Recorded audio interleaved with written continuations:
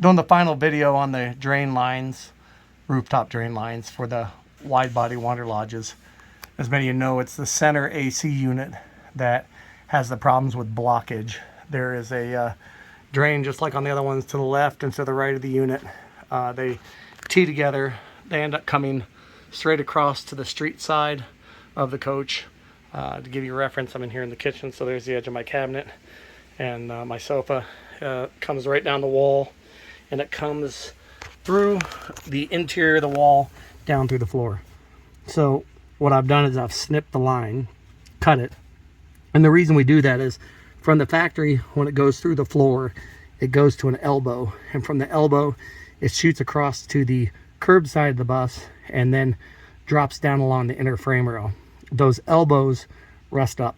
I don't know if there's one or two elbows in the system, but there's at least one, and they rust up, they clog up, and it will not allow it to drain. So what I did is went to Home Depot, got some 1/2-inch outside diameter line, and I used what's essentially a PVC shark bite fitting 1/2-inch, drilled a hole and went through the floor.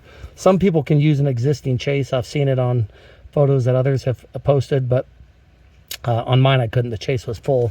So that line goes through the floor, and I will show you on the exterior of the bus here. And pardon the noise because it is pouring down rain here, as you can see. But what better time to get things done than on a rainy day? So going over to the street side of the bus, give you a reference.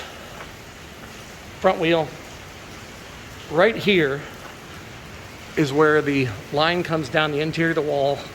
It goes across the ceiling of the bay, drops down to the left side of the propane tank, and then drains underneath here. That's the red line right there.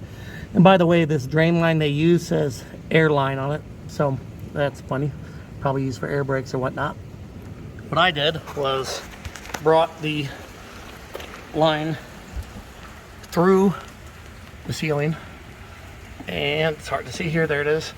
Brought it through the ceiling of the bay. So I had to drill a hole up top and then come around and drill a hole in the bottom of the bay, bring it all the way down. Sorry about the glare, it's terrible and dark in here. Bring it all the way down through the floor. There's some 3M marine grade sealant on there, and then brought the new drain line through. Once that dries, I'll trim that back. So all drains are working now. I was also able to get the factory rooftop drains to tie into those new Furrion AC units.